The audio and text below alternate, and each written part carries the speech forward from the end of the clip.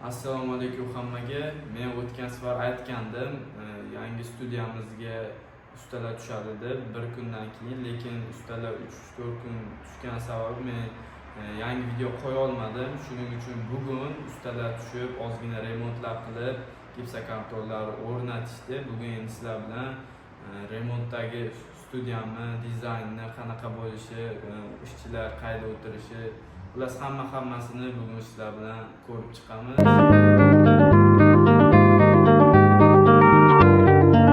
Mana 3-etajga tushib oldik. Biz asl turadigan joyimiz 4-etaj. Endi biz 3-etajga kattaroq, ya'ni kattaroq emas, yaxshiroq joyga ko'chyapmiz. 3-etajda biz studiyamizga kerakli bo'lgan ancha plyus tomonlari bor. Shuning uchun gap ko'paytirmasdan qanday studiyani remontini boshlaymiz. Bitta narsani aytib o'taman, bugun kamerani bunday emas, ya'ni bizda mobilograf bor, ya'ni Boburbek video orqasida xizmat qilyapti. Qanday bismillah deb kiramiz. Mana remontlari endi boshlanayotgan yangi studiyamiz. Bu yangi studiya juda ham ajoyib bitadi. Dizaynlariga ancha ham vaqt ketdi, ya'ni 10-15 martalab proyekt almashish bo'ldi, ya'ni dizaynlar almashish.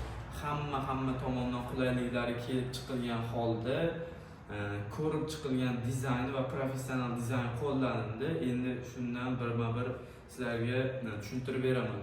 Xo'p, kirishda bizda xudo xohlasa mana shu yerda Etclix degan yozuv bo'ladi, katta dekoratsiyalar bilan, va bu yerda reception xonasi bo'ladi. Juda ham ajoyib toshli yoki 3D panellar bilan bezatilgan stol, yo bo'lmasa shunga o'xshash, yo bo'lmasa yana bitta fikr kelgan. Bu yerda reception o'rniga mobilograflar ishlaydigan joy qilish ham mumkin. Agar reception yoki sotuv bo'limimiz bo'lmasligi, lekin reception bo'lishi 80 yoki 70% ga to'g'ri keladi. Xo'p, xonaga kirganimizda juda ham tartibsiz e'tibor beringizlar, chunki ustalar ishlayapti. Bu yer shu qabulxona va kirish zonasi. Klientlar keladi va bu yerda ko'rib, ish jarayonlarini ko'rib, nimalar bo'lyapti, hammasini o'zi, ya'ni kuzatib keladi. Yangi klientlar yoki o'zimizning klientlarimiz va yuramiz. Bu yer, bu tomonni kiyib tushuntiraman. Bu tomonda yangi bo'ladigan studiya yo'q, yangi bo'ladigan studiya emas. Bu tomonda ishchilar va akam xonalari. Bu zona ishchilar xonasi. Ustalar ishlayotgan sababli ozgina narsalar juda ham ko'p. Bu zona ishchilar xonasi. Bu tomonda mobilograflar o'tiradi. Kompyuter bilan ishlaydiganlar kompyuterda, telefonda ishlaydiganlar telefonda. Va bu tomonda ssenaristlar, misol uchun men ssenariy yozish bilan shug'ullansam, men ham shu yerda o'tiraman va o'rtada qanaqadir stol bo'ladi yoki bu yerga ham ishchilarni jo'natib qo'yamiz. Bu tomonda ham shunaqa shunga o'xshash ishchilar zonasi yoki yo'l to'smasligi uchun boshqa birorta suv apparatini qo'yamiz. Va eng muhim zonalardan biri bu akam xonalari. Обязательно hamma xonada konditsioner bo'ladi. Xudo xohlasa bitgandan keyin ham bitta zo'r qilib obzor qilib video qilib beraman. Bu xonada mana akam xonalari bo'ladi. Juda ham menimcha bu xonani teng yarmidan ozgina kichkinaroq zona gipsokartonlar o'rnatib bo'lib qo'yishdi. Обязательно, ya'ni konditsioner bo'ladi bu yerda ham. Juda ham ajoyib dizayn qilingan akam xonalari, ya'ni ish joylari bo'ladi. Klientlar bilan uchrashadigan zona va bu yerda gilam bo'ladi, ya'ni tabiiylik uchun juda ham yorqin dekoratsiya berish uchun va hammasiga biz premium kачестводagi narsalardan ishlatyapmiz studiyaga. Endi keyingi zonalarga o'tadigan bo'lsak, hop, endi qo'pol bo'lsa ham aytaman, 3-etajda 4-etajdan plyuslar tomoni, 3-etajda hojatxona bor, 4-etajda yo'q. Har safar rakminaga tushib kelganda yo qo'l yuvganda yo hojatxonaga tushganda odamlar qiynalmasligi uchun ham uchinchi etaj ozgina kattaroq, keyin foydali, sog'liq uchun ham foydali etaj deb belgilanadi va umuman olganda plyuslari ancha ko'proq. Hop, endi bu tomonda yangi bu zali, o'rtacha kichkina zali, studiya bilan uni o'rab turadigan, обязательно bu yerda eshik bo'ladi, bu yerda eshik bo'ladi va bu yerda eshik bo'ladi. Hop, endi studiyaga kiradigan bo'lsak. Studiya juda ham ajoyib, Mana bu yerda mana uje menga hali e'tibor bermaganda bunaqa qilib gumbazga o'xshagan follar qilishibdi. Juda ham ajoyib qilib. Bu deraza borda ikkita, derazani ham yopib olishibdi, chunki bu yerda fon bo'ladi, devorda tekis bo'lishi kerak. Bu yerda gul qo'yadigan narsalar bor, ularni ham kesib tashlashibdi. Chunki bu yer tekis bo'lish uchun, tekis bo'lganda biz fonlarni ko'proq chiqara olamiz. Bu studiyamiz Namanganda, xudo xohlasa, nafaqat Namanganda, butun vodiyda nomer 1 studiya bo'ladi deb men aniq ayta olaman. Endi xudo xohlasa, hozirda agar buni bitirsak, nomer 1 studiya bo'ladi agar bizdan ko'ra kuchliroq inson chiqib yangi studiya qurmaguncha.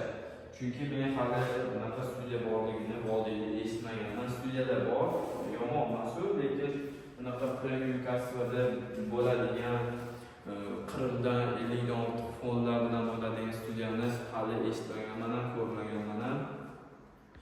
Xo'p, bu yerda gilam zona milliyligi aks ettiruvchi zona bo'ladi. Bu tomonda 3D panellar bilan o'ralgan qanaqadir premium iliqlik beradigan zona bo'ladi. Bu tomon ham biz fonlarni asosan 3D panellar, gullar, chiroqlar bilan professional ishlash bilan chiqaramiz. O'tgan safargi studiyamizni ham ko'rsatdim. O'zi kichkina bo'ladi, lekin chiroqlar bilan professional ishlash tufayli fonlarni juda ham ajoyib chiqara olamiz. Professional tarzda qanaqa to'g'ri tanlangan chiroqlar, qanaqa chiroqlardan ishlatish kerak, chiroqlar rangi qanaqa, reels formatiga tushadimi, tushmaydimi, shu narsalar bilan juda ham chuqur o'ylangan holda ishlaymiz. Va bu tomon ham 3D panel, asosan shu fonlarni asas 3D panel bo'ladi va juda ham bu yerdagi e'tibor bergan bo'lsanglar, bu yerda isituvchi qurilma bor. Buni обязательно olib tashlaymiz, chunki fonlarga juda ham xalaqit beradi va bu yerda ventilyatsiya o'rnatib issiqlikni ta'minlash va havoni aylanib chiqishini juda ham shu narsa aslida muammo bo'ldi. Proyekt boshlanayotganda havoni aylanib chiqishi qayerdan chiqadi? Endi ular yechildi. Juda ham professional dizaynerlar tomonidan bizni klientimiz bo'lgan Otabek aka juda ham ajoyib dizayn qilib berishdilar. Bu tomonda bizni lekin eski studiyamizda, ya'ni kichkina studiyamizda, hozirgi studiyamizda podkastning studiya yo'q edi, podkastning ya'ni fon yo'q edi. Endi juda ham zo'r bo'ladigan podkastning fon bo'ladi.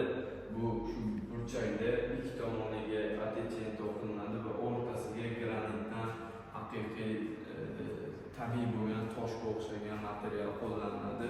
Bu chiroqlar bilan yoritilganda juda ham premium kasbdan beradi deb o'ylayman. Bu studiyani biz ko'chirmayapmiz, lekin o'xshash qilishga harakat qilyapmiz. O'xshash emas, o'zimiznikidan kelib chiqqan boshqa fonlar ham bo'ladi. Lekin chunki u fonlar juda ham professional tarzda tanlangan, shuning uchun biz ham shunga o'xshatishga harakat qilyapmiz. Bu tomonda ham 3D panellar, bu tomonda unchalik yaxshi bilmayman, dizaynni aniq to'liq ko'rib chiqmadim. Lekin aniq bilaman, studiya bitgandan keyin to'liq obzorni qilib, narxlari, uni nima bo'lishi, qanaqa funksiyalari, hammasini aytib o'taman. Sizlar meni kuzatib borsanglar, endi ya'ni ishchilari har doim charchaganda yoki boshi og'riganda yo obed qiladigan payti kelganda o'shani ham o'ylab, bu tomonda ishchilarni mana shu kichkina joyda bu tomonda mebel turadi yoki stollar, bu tomonda stol tursa odamlar bundan ishchilar ovqatlanishi yoki dam olishi mumkin agar ishini qilib qo'ygan bo'lsa. Xo'p, bu tomonda mana bu yer hali gipsokarton bilan yopilmabdi. Обязательно bu yerda ham eshik bo'ladi. Mana bu tomonni shunday gipsokarton bilan qoplab, bu tomonda chiroqlar, shtativlar, shu operatorlikka kerakli bo'lgan, syomkaga kerakli bo'lgan hamma uskunalar shu omborcha, kichkina omborchada turadi. Обязательно keyin arzon kotyollar ham shu yerda bo'ladi. Xo'p, endi hojatxonani ko'rsatib o'tirmayman. Bu ishchilarga, ya'ni ishchilarning hojatxonasi bo'ladi. Chunki bu hojatxona ikkita bo'lgani uchun ham shunisi ham plyusroq, plyus biz uchun va bunisi ommaviy hojatxona, ya'ni klientlar uchun yoki ayol kishilar endi kelishi mumkin shular uchun bularni ko'rsatib o'tirmadik. Xo'p, studiyamiz shulardan iborat edi. Xudo xohlasa Namanganda nomer 1 bo'layotgan studiyani qurib bitkazishimizga xudo xohlasa 1 oy yoki undan ham kam vaqt qoldi. Maksimalni tezroq harakat qilyapmiz. Studiyani tezroq qurib bitirishga, tezroq klientlar videosini professional tarzda chiqarishga va tezroq o'zimizni videolarimizni professional tarzda chiqarishga, agentlikni maksimalni yuritishga va maksimalni kattartirishga juda ham kuchli, qat'iy e'tibor berganmiz va men Faxriyor shu narsalarga xudo xohlasa akamni o'rinlariga yoki ularni ishlarini olishga yordam berish uchun tayyorlanyapman.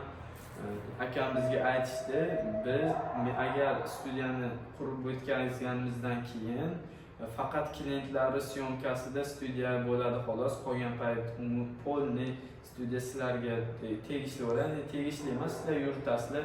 Klientlar yoqiladigan targetlansa yoqasan, ularga ssenariy yozish kerak bo'lsa sen yozasan. Hamma narsalarni sizlar yuritib, o'zingizlar cho'tka qilib yurgizasizlar deyishdi. Biz aslida studiyani professional tarzda klientlar videolarini yurgizish uchun keyin undan qo'shimcha daromad sifatida foydalanish uchun yurityapmiz. Hammasi shulardan iborat edi. Yana agar keyingi videolarga qiziqsanglar, juda ham ajoyib narsalar ulashib boraman. Menga obuna bo'lishni unutmanglar. Hammaga rahmat. Sog' bo'linglar.